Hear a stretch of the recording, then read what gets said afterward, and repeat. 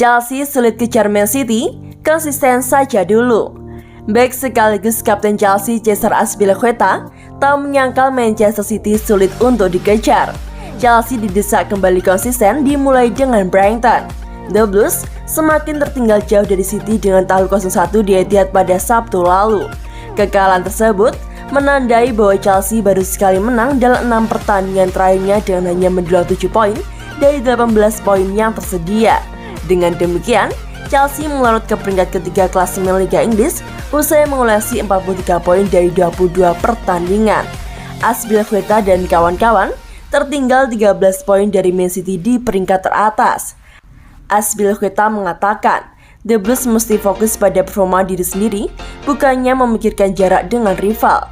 Laga tandang melawan Brighton pada Rabu 19 Januari dini hari waktu Indonesia Barat akan dijadikan Chelsea sebagai ajang untuk kembali ke jalur kemenangan dalam usaha membangun momentum positif.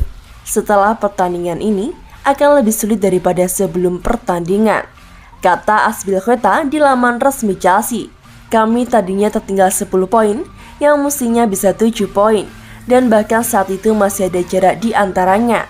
Tapi kami kalah, jadi tentu saja ketika Anda tertinggal 13 poin akan sangat sulit. Anda atau tidak bisa fokus pada hal itu. Anda perlu mendapatkan kembali konsistensi untuk memenangi pertandingan, menjadi solid, mencetak banyak gol. Kalau kami ingin mendapatkan ritme kami, itu yang pertama. Kembali ke jalur kemenangan pada hari Selasa saat kami menghadapi pertandingan sulit menghadapi Brighton di markas lawan. Kami memiliki jadwal yang sibuk. Kami tidak berhenti, jadi kami harus memulihkan diri dengan baik dan mengejar. Lugas pemain Chelsea asal Spanyol ini tentang persaingan dengan Manchester City.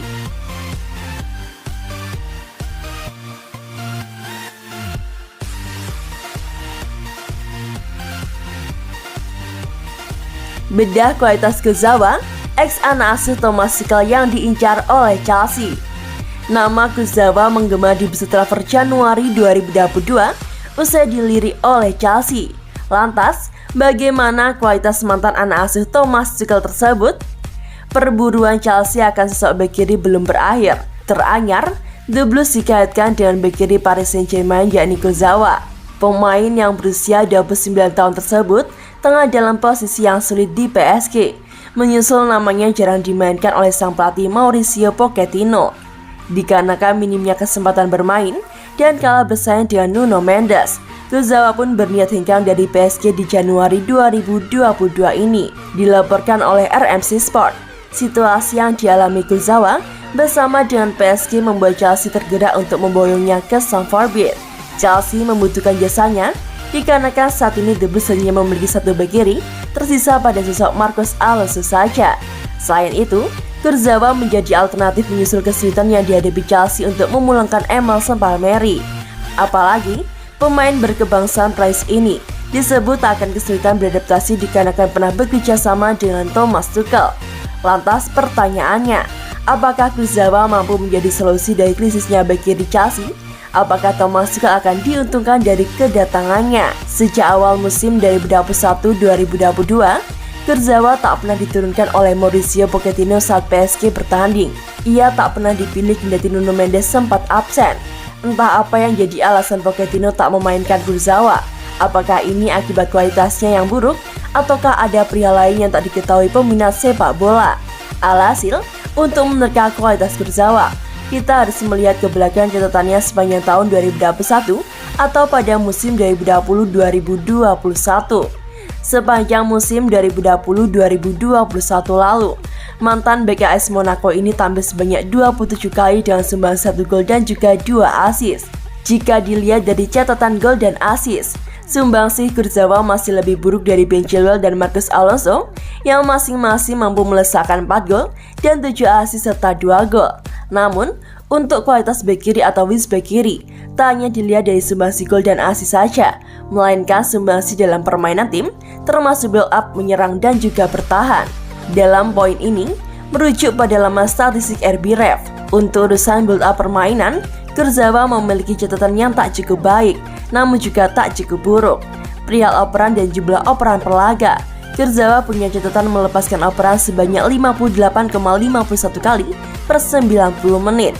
dengan presentase kesuksesan sebesar 84,1%. Sayangnya, untuk permainan Chelsea yang bertumbuh pada wingback-nya, jumlah operan dan tingkat akurasi setinggi itu tak berarti apa-apa. Sebab, operan yang dilepaskan Kurzawa hanyalah operan di area sendiri. Adapun hal ini terlihat dari operan ke arah lawan yang terbilang rendah, yakni 3,64 operan ke area lawan per 90 menit. Catatan ini kian buruk dikarenakan Kurzawa memiliki dribble ke arah lawan yang rendah pula, yakni 4,23 kali per 90 menit. Namun Kurzawa memiliki satu kelebihan sebagai wingback, yakni masuk ke area lawan dengan rataan 2,47 tusukan per 90 menit dan menerima operan di area lawan sebanyak 4,11 per 90 menit. Dengan kata lain, ia memiliki kemiripan dengan Marcos Alonso yang cenderung pasif dalam membangun permainan bersama dengan Chelsea, namun aktif saat menyerang. Sebagai bek kiri, salah satu tugas yang wajib dimiliki adalah soal bertahan. Untuk sektor ini, Kurzawa boleh saja membusungkan dadanya. Soal bertahan, Kurzawa unggul dari Ben Chilwell dan Marcos Alonso, baik dari segi rataan tackle, intercept, dan juga blok. Rataan tackle yang dilepaskan Kurzawa mencapai 2,82 tackle per 90 menit, dengan rataan intercept 2,47 kali per 90 menit, dan rataan blok sebanyak 2,47 kali per 90 menit. Hanya saja, Kurzawa bertipe back yang hanya menunggu lawan masuk ke areanya. Hal ini terlihat dari rendahnya tekanan yang ia berikan, yakni hanya 11,87 kali per 90 menit. Dari catatan-catatan ini, dapat disimpulkan bahwa keinginan Chelsea membuang Kurzawa adalah kesia-siaan belaka. Pasalnya, catatan-catatan yang ia miliki bukanlah penambahan untuk apa yang dimiliki oleh bek kiri The Blues saat ini. Meski demikian, jika Chelsea terlalu tersiksa dengan krisis bek kiri yang mereka miliki, maka bukanlah sebuah kemustahilan andai Kurzawa tetap diboyong kendati secara statistik performanya terbilang pas-pasan.